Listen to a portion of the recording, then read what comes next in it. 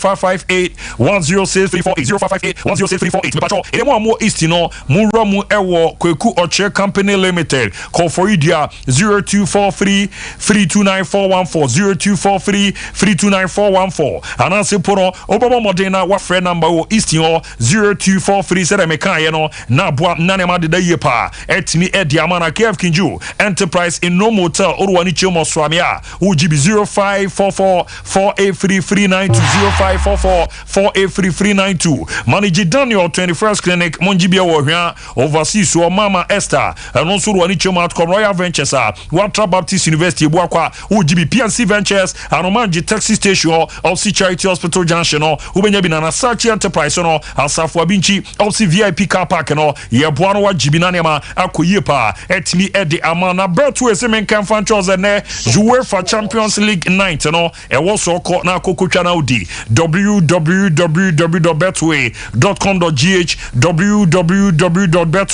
www.betway.com.gh urama when you do fedu watwa qualify o akwanya so mo app no Oba modena wetimi a downloading no na so no wetimi re gusu ade ba ko omode abai man kofo skapa ye the golden booking code no ni na so ko bebi o ma twa 100% wo de ramu urama ye the code na to enyi bi fienfa bi nka ho utwa from 1 Ghana to 50 Ghana ni edi wanya sika na back onsu di a onya sika botwo terms and conditions o mo apply no mo djuma di a o mo edimo eno so na ncha no ko bebi on posters no e ball say ni no o mo eye top up na ye bi na Bertway want to tepa etimi ye de ma Bertway Brett your way nanema ended the year performer express group say amanonin commodity one also do omachi Canada USA UK Australia New Zealand and Africa Germany omonedo ko akwako ramo okako ye juma konya ne do de ma okako suande omoboaje scholarship etimi de ma e ba me say overseas admission no ye brand aboa visa assistant na ye e de ma take it on sense okako di holidays am pacho e express group na wo se ne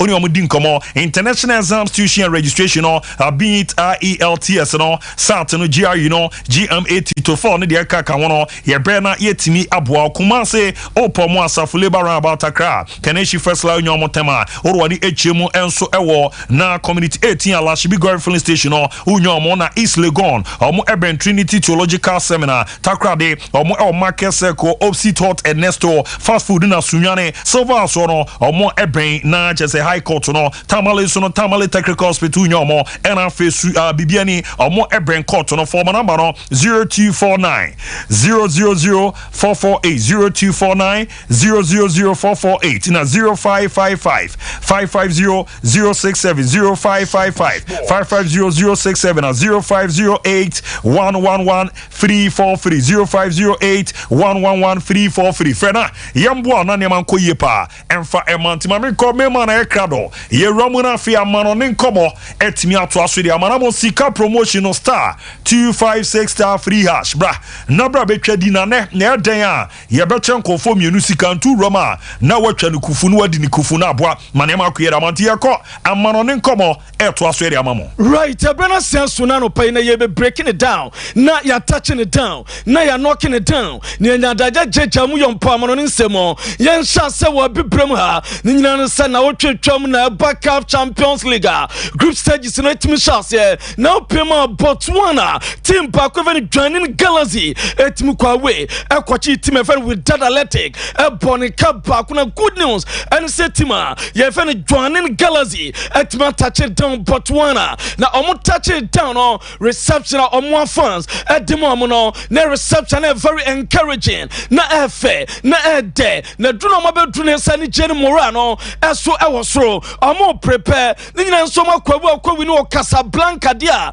omo next game on be on Saturday against Sompa omo so mo timu nyomo de on be prepare na bia so atma kama eno ede ba mi jamu edama mo na no pay otuma die no so na mampem wona DLL eno pem Egyptian Premier League na omo gina kono omo tennis moha ena de pem so na South African player ye feni Pasitao omo se ne omo arrest no omo mani mobi ade omo se backup Champions League.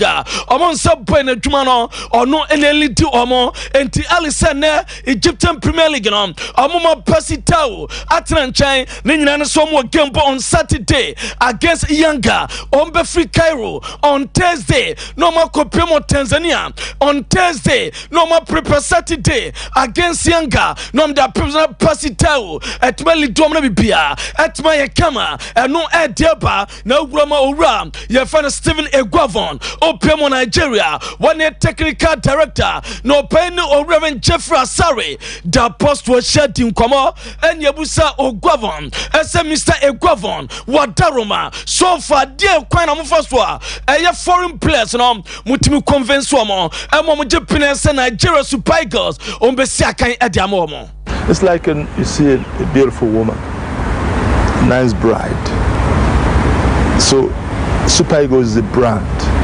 Nigeria is gifted. It's got a lot of talents with potentials. And when you have an opportunity to not be among the Super Eagles, I don't think you want to turn it down. So all those, we're not the one calling from there actually. It's like you see a beautiful woman, nice bride.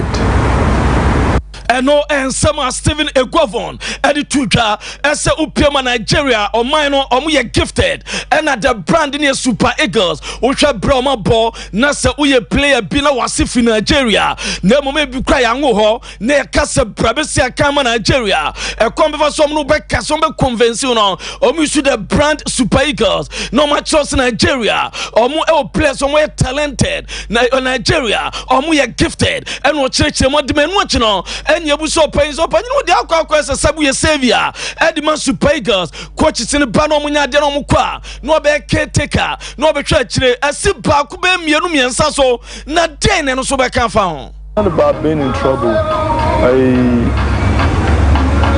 How do I put it now? I'm always available. It's something I love to do, to serve. Yeah, to serve the country, because football gave me a name. Nigeria gave me an opportunity. So when called upon to serve, I always do it. Although some people don't like it, some advise me not to because they say it has to be long term. I'm like, no. Short term, long term, mid term doesn't really matter. Football gave me a name. Nigeria gave me an opportunity. It's my country. So anytime I'm called upon, why not? So when Lagerbach left, I would need to do a game. The first task was in Korea because we already had an agreement to have a friendly game in the international window. And I wasn't interested. I had to be called upon to. They pleaded to me, we have to understand, and then I went. I came back, do the Guinea game, but Chelsea took over after that. And then I'm already ready to serve my country. It's not about being in. I know I open event Stephen Egwavon and what Jeffrey Asari the apostle one-on-one and there's legends in me no sinkonya and we mu team common war catch us or no Nigeria Nigeria national team na was see kan bebre nanso no Nigeria football no ema ni team Nigeria man no ema no opportunities woni mbo no man fe na anka Egwavon oben denti de bia no se fe no so mra no mesom man na obesum to retire na se coaches in banon be kimpini sem omu bezube betam kwekwe no musane pam oma o mehwe kire obeba abehwe kire ma bia ye kama eno odi tutwa na yenwura mo owura ye friend Freddy Lumberg o ka Freddy Lumberg ni days for us invincibles and we say ade baako pass say we regret pa wo ja football ball ebe si na ne ja wo dwa ne bofu ese wantimani UEFA Champions League. Arsenal, the Manchester United team, the Chelsea team, the Man City team now, they've all dominated the Premier League, but they won the Champions League. Arsenal never. And I actually think of some of the great European teams, and I can't think of anyone better than you who hasn't won a Champions League. Why? Why did you just not get over the line? Was there a reason, or was it just bad luck? It's kind of you to say in one way, but at the same, I agree with you. It's my biggest regret in my life. I really hate to haven't won the Champions League. I'm still angry about it to this day. ɛno no waka no sɛ wantimi anyi Champions League in Europe no up to now watwa manyane ta ɛna brɛ atuma ho ne bo atuma fu no ɛno nso Fred Lumberg ɛde to dwa me komi sunkuma lewa Ronaldo ɛno akopema na Sal Boboko no ɛbɔ upema Asian Champions League na group E game ɔmotefe bɔ 0-0 against Persepolis na Ronaldo ya de bi me patro dwa no Sompa TV na da so no referee gyina sa attack away referee eje penalty man no Ronaldo ebo VAR ka jon sama sa we the ball me ana me da bia me ana me pe records no me na me pe goals no bo we nya penalty referee da enya penalty Ronaldo na akwa twa akwa na chasema sa dwuma no won pe kuntuna si twada na dwuma na sem na ni nye ho wo se tackle na buy from money ho no enya de sama sa bo we nya penalty da Ronaldo no na owie na wo se wate ese season we pana we ojuva obra ye friend Max Allegri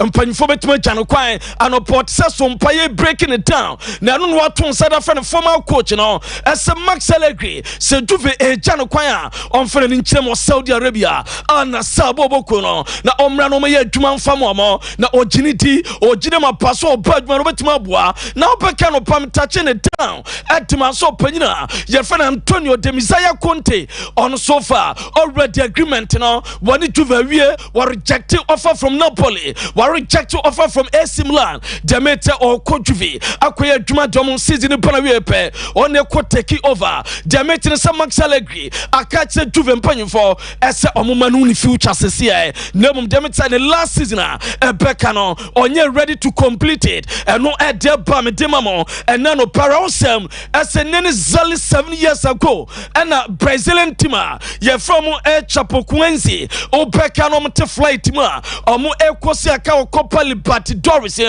play no ekonya nkwanhia ema omu ano omu team nipa 77 na ti play no emu 6 pair and survival ye emu 71 etwa nanan monsedo and then exactly 7 years and ye kaka ho eno edeba na Al Shabab empanyufo ede akwakoda eye organizers no so pem wo Kings Cup quarter finals omne ana Sabo Boko no ba omoka chom so nya foreign referee enya foreign referee sa game no bad na tofia kwa omusi aka wo mu debiara da enu yansama omuso ede betudwa Al Shabab efo no request eso no na policy afio manya mfaso bebre enye scudetto ena season atwam no mo gye yenko a omo se okoko Roma na so ma close omo season no na so omo can for 2023 no omo timi aclose no with a record profit of 79.7 million euros and Napoli so set me kai difference no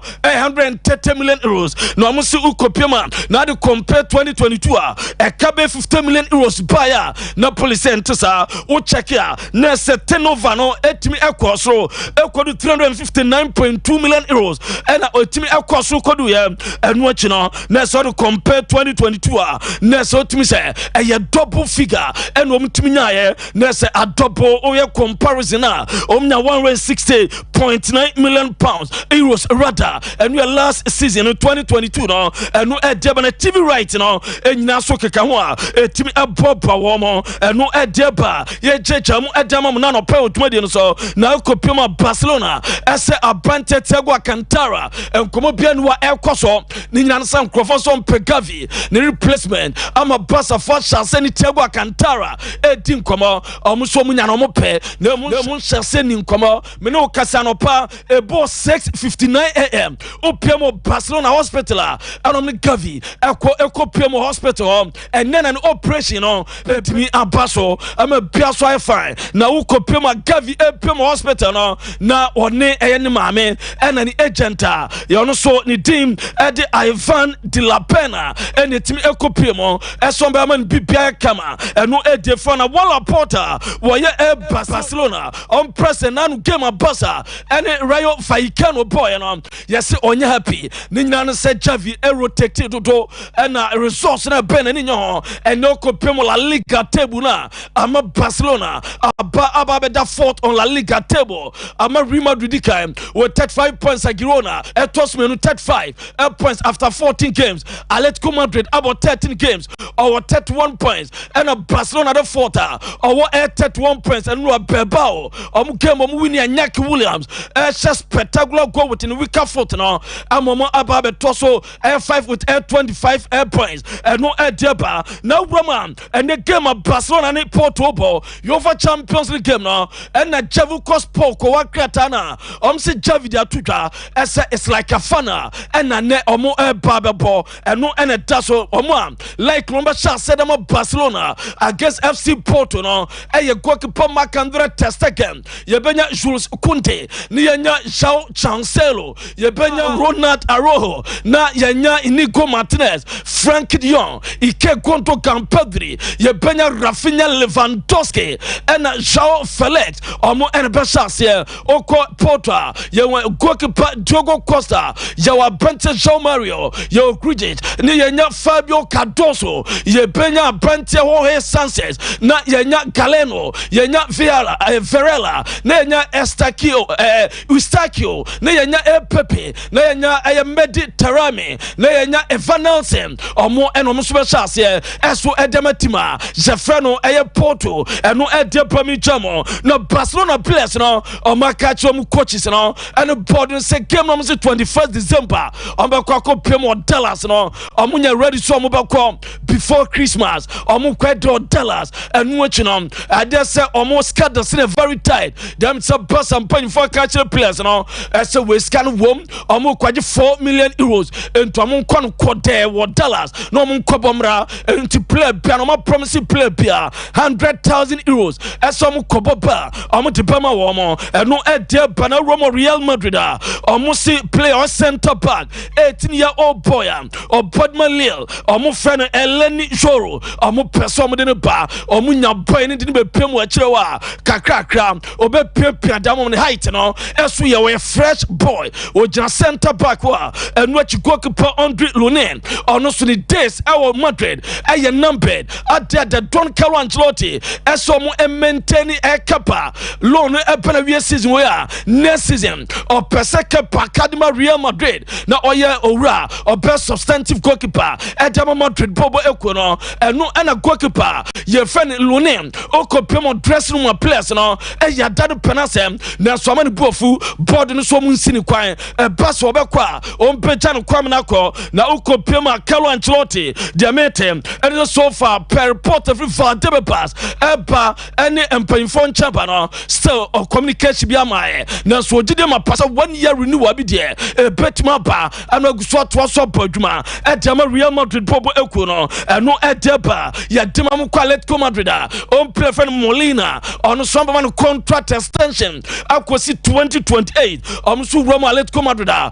Future project now Molina Ekampi na so for release clause beko 70 million euros and no edit tower yet the nano pay yagusu team konya so e breaking on Manchester United Siam Famamon as opinion Yeran Jean-Claude Blanc or no and Bebabe the CEO at Manchester United on the team command to open wa being brutal washe Linyan Sam okra international business and marketing degree from Esquema Business School and also NBA and also from Harvard Business School and Orano waya CEO at the Ama Juventus Mrebetram where former marketing executive also at the Ma PS CEO at my French and also the general manager at my the French team and no at their by the MMO Rasmus Holland on also waba back on international trading I say I'm going to say Bebe Kama na game against Galatasaray a channel better as a Obetima Banon Timonemo so be chance no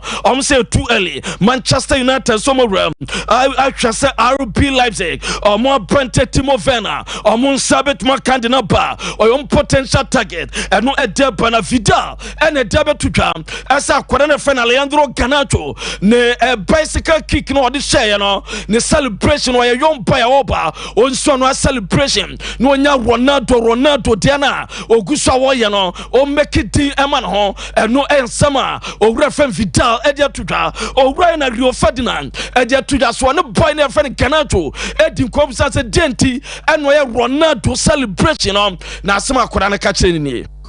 My lad said to me that he said Messi's unfollowed him. He said Messi's unfollowed him because he comes out, don't care. I'm a Ronaldo man. Who's the GOAT? Ronaldo when he's in the Argentina squad.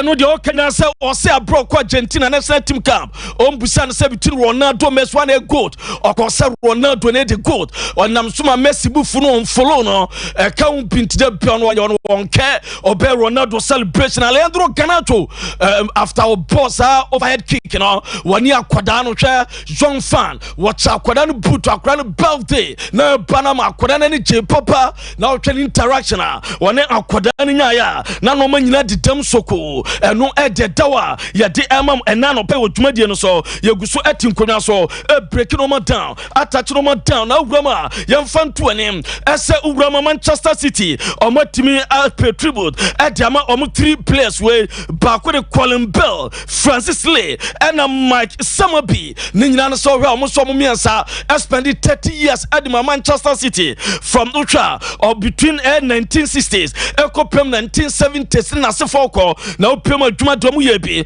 na omo badwuma dima team no am beye kama na utwa omo celebrate City omo success in late 60s and early 1970s na se beye kama omo na popular players omo badwuma na Mike Samibi on the first player arrival Man City na 10 years odi and 449 games between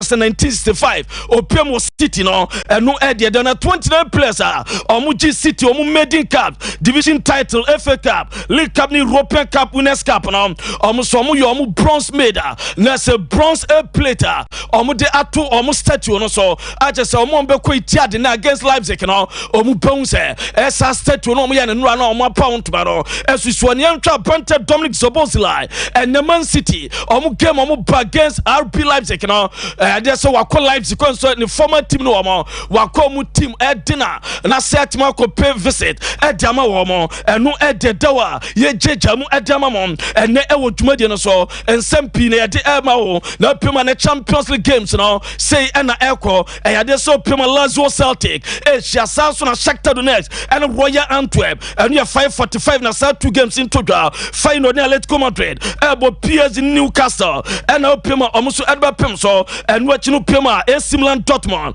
and Pima Man City, and Leipzig ball, and Pima young boys in Savannah Vexa, and Barcelona Porto, as to Ebet Masha, now Pima AC Milan, almost Omosha, as the meeting say, Eden Tazet, a Hopusa Marcel Sabiza, a Betma Poppy, at the Amati, my friend Dortmund, Ninjan Sanan game against Borussia Mönchengladbach, a Banta Marcel Sabiza, Eko Prae, as to 2 days ago, Mojides and O Betma Poppy, at the Amat Dortmund team and watching now Sebastian Haller as when Karim Adeyemi almost no yesi omanya influenza and untino star mete and ombetuma bo game ni bi at the Amad Dortmund wo game no and them to Milan fresh supporters no send over 70,000 fans here almost San Siro if send no team winner one the maiden edition for the new format omode bar for FIFA Club World Cup 2025 no qualify and economic goal so mbenya sika ombenya bonus of 9.6 million euros and attendance no so no bemom sika close by 20 million euros entina fans nemra na branya kama aso emfa ema womo eno ededawa yede emam ewo dwumade no so ensampi ena yede ebram enano pabra ya touching it down knocking it down ajejamu amono ni nsem no ma ya breaking it down en fancy na Abu Dhabi na bedwafon fa diaka enyina entoa so emfa mamo.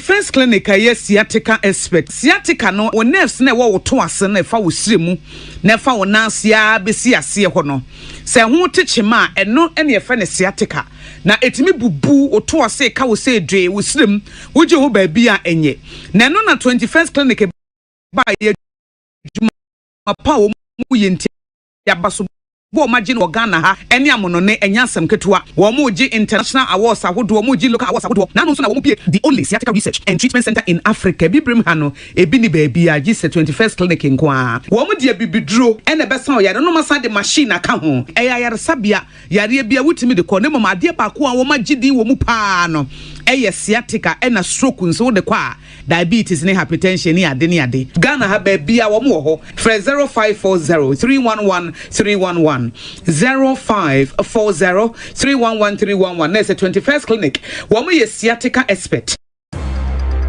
Wahwe se wakosho akodi dwa hodo basket ma emu provisions ene nyoma hodo ehia opa we delay musa edru so na ukotua nso a yaka kire wo se untimi ntiante e merchant number na so ya keke na mom o de Vodafone cash dia uni how cry yaka ko bebia say dia untimi de Vodafone cash etua merchant bia or what network bia so straight direct sharp enti say water provisions fuel inro iniane me kire say bia o pese wo ye bia no Vodafone cash ama na ye mremremra ma o ye hia o be ya de say o be dial *110# netua ka ko merchant bia ho e wo network bia so enia Vodafone. Here in Ghana, when it comes to chicken, the good old days are back. Why? Because Boris B's Chicken, BBC, is here. Yep, give your family and loved ones Boris B's Chicken. Fresh, tasty, delicious. Boris B's Chicken is produced right here in Ghana by our cherished poultry farmers with support from the Ministry of Agric. Get whole frozen chicken, gizzard, chicken feet, chicken neck, and chicken liver for those special family meals, buffets, picnics, funerals, and all restaurants. Get Boris B's Chicken. It's halal, so everybody can enjoy. Wherever you are, call Boris B's Farms hotline 05 444 444 53. Ask for our branch that is closest to you and come get your chicken. Boris B's Chicken, BBC, proudly a Fiakoko.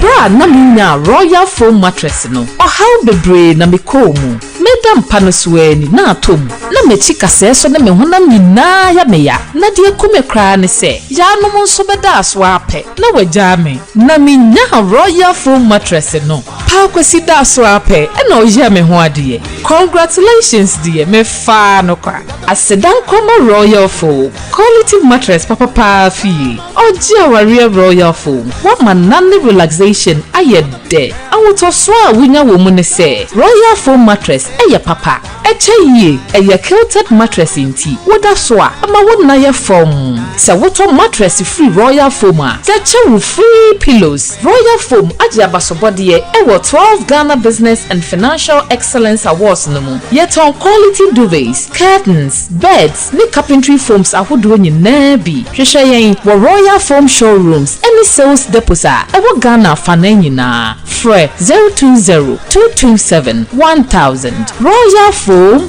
rest assured. Welcome to St. Andrews SHS. I am grade A private SHS. Yeah, SHS courses in general art, science, business, no waka kaho. Ever St. Andrews SHS, I had dinner ever pass. Osana one teachers now. Wash a wando, discipline, no first one was yati. St. Andrews, Riviera Waha, supermarket, sick bay, barber shop, swimming pool, FM station, constant water supply and electricity. Admission Rukodo, Eric Abate, Pico Farm say, Warren Timber from our SHS 1, 2, and 3. St. Andrews SHS, what branches Big Piero Ghana.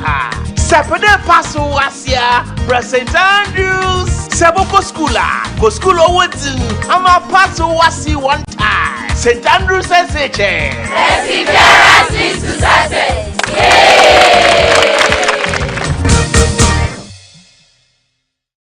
From our clean water tanks. Water, which is rich with natural minerals, sourced from over 100 meters underground, is taken through purification, where our highly skilled personnel, equipped with the modern state-of-the-art laboratory, run all standard tests to ensure that purity is 100%. Because at Obibini Blackman Company Limited, quality is our hallmark.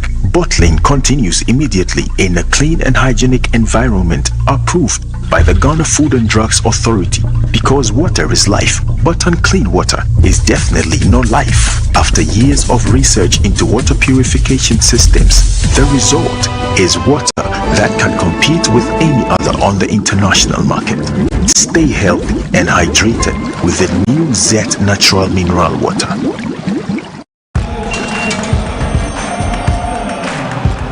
We are back bringing you the latest lineup from Betway. Betway starts strong with their front two with Free Play Friday and Swipe Bet. In the middle, you've got all the control with Cash Out and Build a Bet. Plus, with Win Boost, you can boost your sports bets. At the back, they have Smart Picks and the Partial Daily Jackpot. You always get way more with Betway. Eduman FC.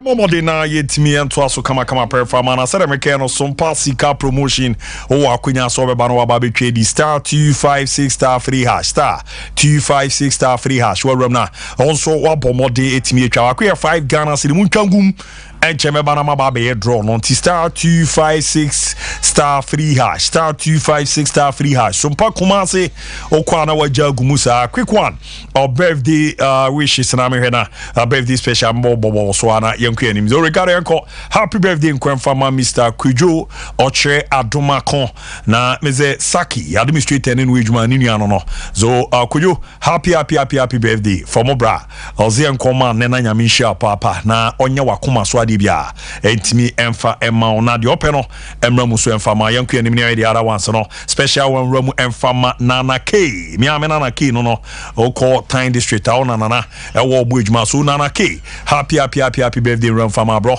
na nyamisha papa ebi nkwan fama tena love tena papa bi di oba tena osunyane ne ye tena nso no ne da so tena happy birthday run fama na nyamisha na yo na don di opibia emramu entimi fama the other ones nemra yanku anim ne hwe special one ramu emeze winner adane kakra ne dini ye Vincent Otubuama na watwema nkwawoma rural bank ono wo IT department so Vincent her special one ramu fama na nyamisha papa na so no de opibia na emramu kama so entimi fama na ebi ramu emfama jeboa Philippa ne so ye Philippa oda na Philippa me say minim the mistake no ma ye dia ba na eboa say Yehua Philippa minim but Balotelli say ramu kama pemfama odrobo deny oda na nyamisha papa and a police woman a friend blessing nyakoa entry or your police officer yorwani chiemo ewa abo ewo voter regional hono eduwa ukunu Andrews ayesu ajeman si enromu kama pemfama ne ti miami nipa na jeze nino Bernard nebo mo di se Nkwemfama and a special one so Nkwemfama Kelvin nisu ya Kelvin so no da so Kelvin happy birthday enromu fama from Chama Sedu or se na yo dan nyamisha papa na so no de opibia enromu entimi emfa emao enti akwede apem mamenko na mema ba na mene no entimi ensha se ndidi nkomana sana bishop ni apostle so ababa bra meze aza bibia boko de and the gongon smile oh yeah bibia ko kama de boko toda grubu adini chia on yeah for ramu ha ade my whole day my whole day se fie boko de oh ya ga do ne sign and me sound so there say bye abu maybe the cover update was Germany is leading by 3 goals to 2 in the semi-final of the it's abu say Nigeria for also mututo no mo bo mo de na say akola nkwan wono ba no jambe jano akra we also what is the Premier League na ebo EPL na ebo almost team bia wo Nigeria ni akra o yeah so ni main team no mo use side so mo dos ntino and omo cause we so ya seri di echiko ti be bi obo obi o so mo dos pa and like because we say pathway the whole street. We are pathway correct. So baby ejina no jam nkofo but Abu and then UEFA Champions League back again. Crucial encounters near here and see betimi experience in the name. Crucial. Yes. So crucial encounters. I can't have any more. It's crucial. Now Abu the other can be FC Porto ni FC Barcelona. On more table no. Barcelona ewo 9 points, FC Porto 9 points. Shakhtar Donetsk ewo 6 points. Shakhtar Donetsk body etia Royal Antwerp. Earlier today. Say Shakhtar Donetsk to me share Royal Antwerp on ne beba 9. Which means ebema a game between Barcelona and the FC Porto prove very crucial.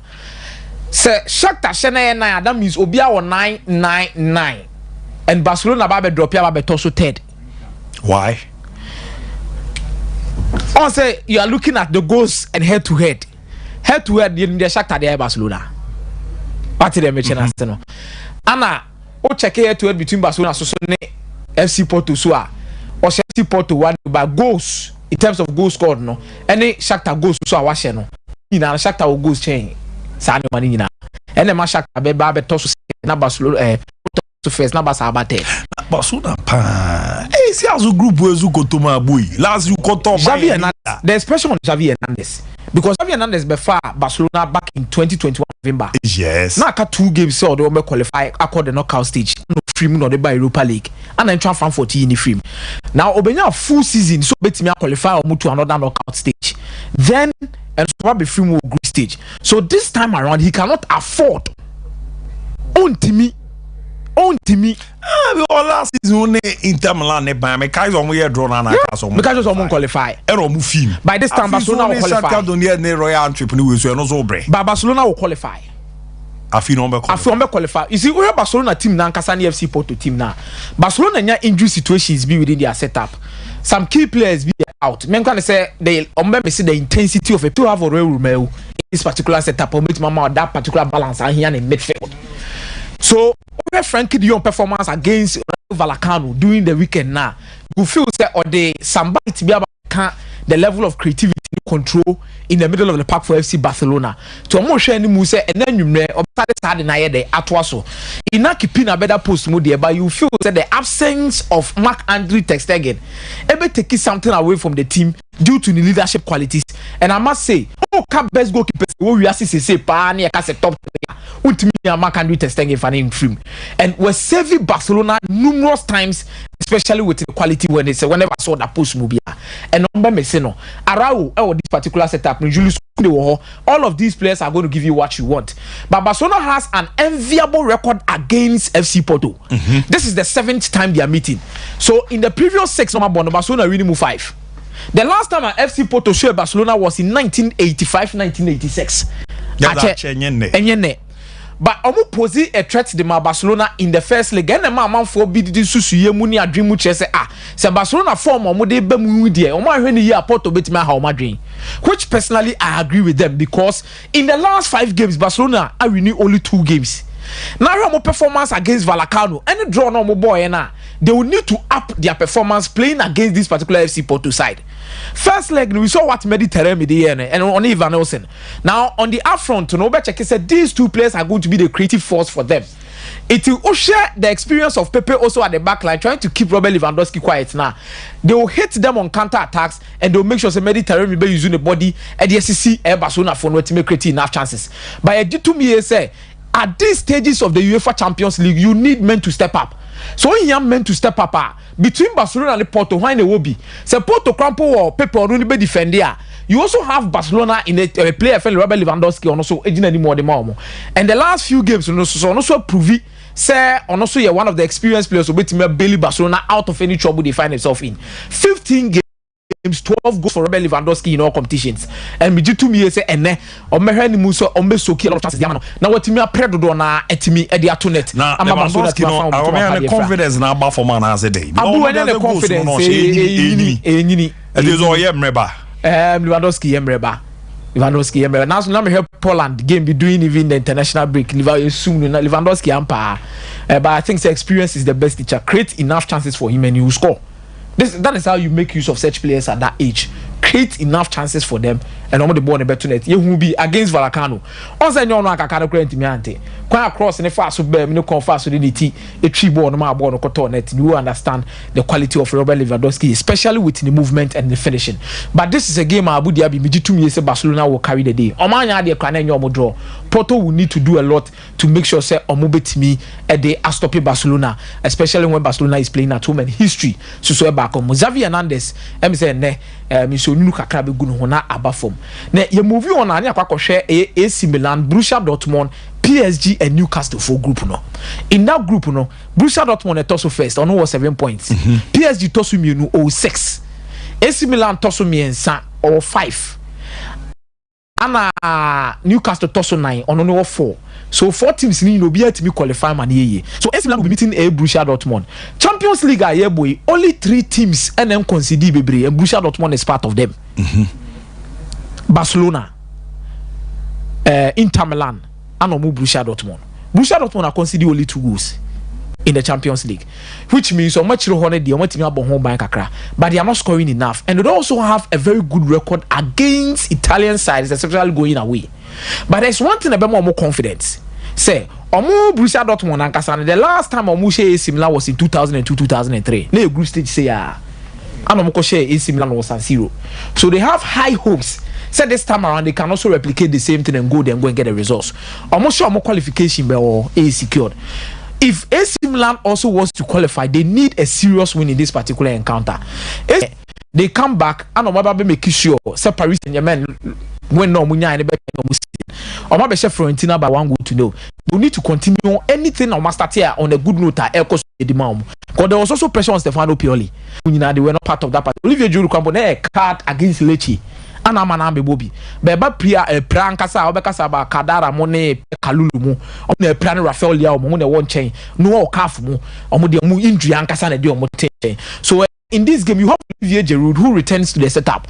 It's during the weekend omo ko 15-year-old or 16-year-old dey be gina mu no weekend about Champions League more and so ade hunu sa Olivier Giroud will have the opportunity to come in and start. And I've always said it, say at these stages of the Champions League, you need men to deliver. Olivier Giroud is one of them.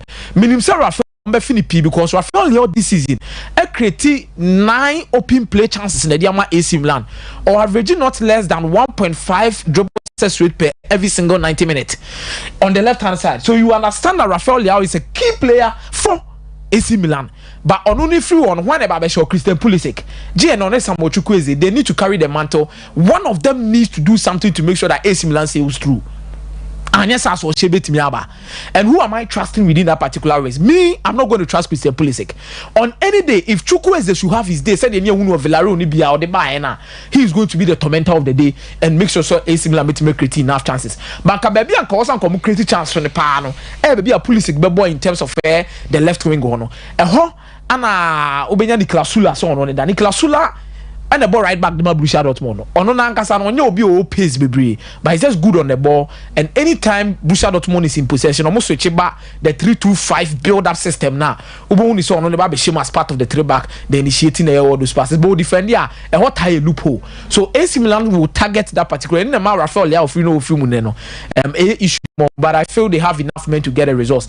AC Milan double chance, and I believe if there's going to be any time goal scorer, Miji 2 years Olivier Giroud is going to be there. So betima bon home more than the AC Milan they had that results. Ama Stefano Pioli ehun etimi atono.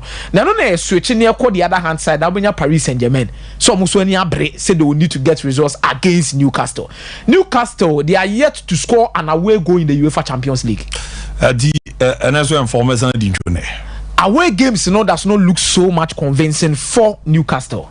But if there is hope for Newcastle, Zaire Emery Bona Omobi, make sure the impact on this Paris Saint-Germain team. They got a good resource against Monaco. The issue is Paris Saint-Germain cannot stop conceding. Paris Saint-Germain cannot stop conceding. But we also Champions League shall we go. And Newcastle to be shall we go.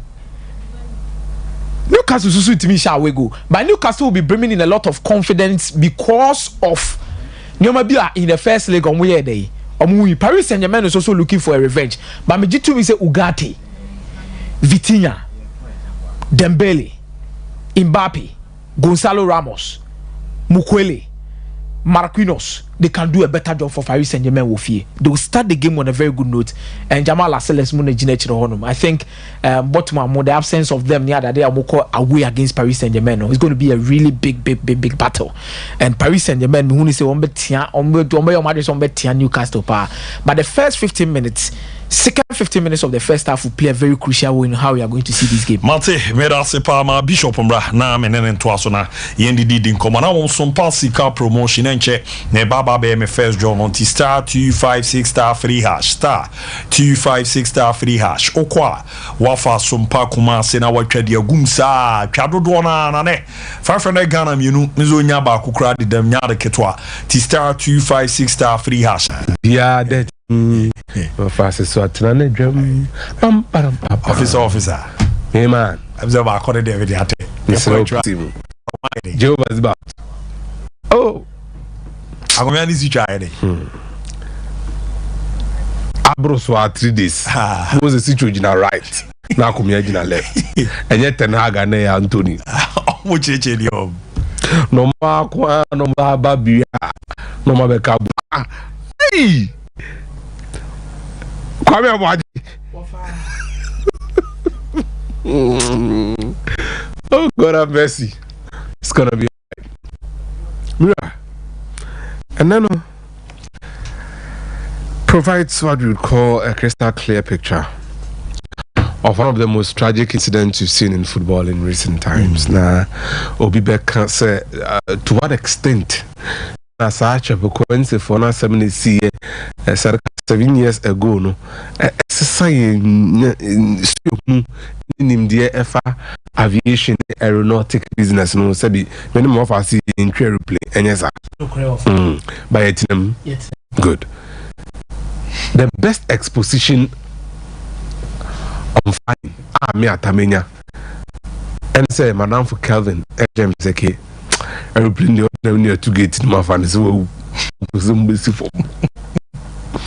truly kwaku just one moment but air transport is the safest of all the transport means so how come ediana esia ema bibibete bayira homo bayira ntimi ambo Chapecoense ebo Copa Sudamericana oba modru final omone Colombian Athletic Club Medellin ekobo na omoko no omo contacte aircraft company bi from say Lamia el Bolivia na sa Lamia yi omo djuma kesi omo dia na obi ade ni mom ne se sa o pese wo han o chata aeroplane omo Latin America de omo the football clubs do na no etukan nti Lamia for no omo airplanes ne bako enche bia be hu Lamia for no airplanes ne bako a esi Bolivia ene that way. Oh okay. That airplane na nkasa na no mutim no Bruni say it was overweight by 500 kilograms, 1,100 pounds.